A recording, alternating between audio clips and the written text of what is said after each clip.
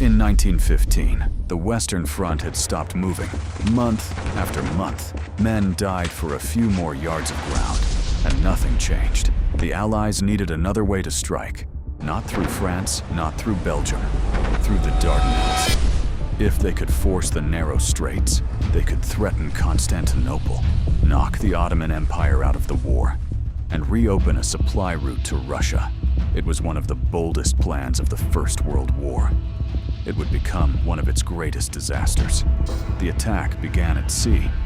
Allied battleships pushed into the Dardanelles, hammering Ottoman forts along the shoreline.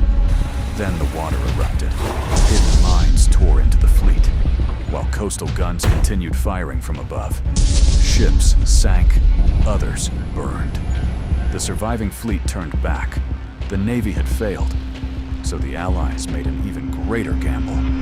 They would land an army.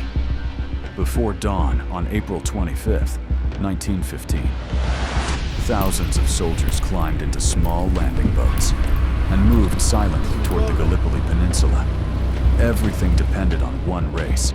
Whoever reached the high ground first would control the battlefield. But many of the Anzac troops came ashore far north of their intended landing area. They expected more open terrain. Instead, they found steep, scrub-covered ridges, narrow gullies, and Ottoman fire coming down from the heights. Men jumped into the water, struggled across the beach, and began climbing almost immediately. The invasion had barely started, and the plan was already breaking apart. Ottoman officers reacted quickly. Mustafa Kemal moved troops toward the threatened ridges, ordering them to hold the high ground at all costs. By nightfall, the Allies had secured narrow beachheads, but the heights remained in Ottoman hands. The quick breakthrough was gone. Now both sides dug in. Days became weeks, weeks became months. A campaign designed for speed turned into another trench war. Heat covered the peninsula. Flies swarmed over food and the dead. Disease spread through crowded camps. Snipers watched the gullies. Artillery struck the ridges. Attack after attack went forward for another trench, another slope, another few yards of rock. Nothing broke the deadlock. By August, the Allies believed they had one final chance. Fresh troops landed at Suvla Bay, roughly 20,000 men, facing only about 1,500 Ottoman defenders in the area. For a few hours, victory looked possible. The landing met little resistance. The hills beyond were lightly held. The road inland was still open. Then, the advance slowed. Orders became confused. Commanders hesitated. Troops waited near the shore, while hour after hour disappeared. That pause changed everything. Ottoman reinforcements raced toward the high ground. By the time the Allies finally pushed inland, the empty ridges were no longer empty. The opportunity had closed. The last major attempt to save the campaign had failed.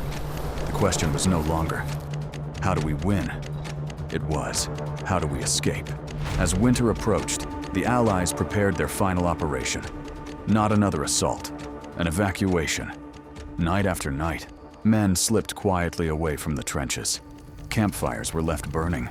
Supplies remained in place. Rifles were rigged to fire after their owners had gone, making the front line appear occupied.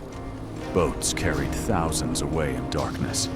By the time Ottoman forces understood the full scale of the withdrawal, most of the Allied troops were already at sea.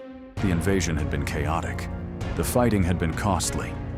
But the evacuation was carried out with remarkable order. Gallipoli left hundreds of thousands killed, wounded, missing, or sick across both sides. It damaged careers, created new legends, and helped shape the national identities of Australia, New Zealand, and modern Turkey.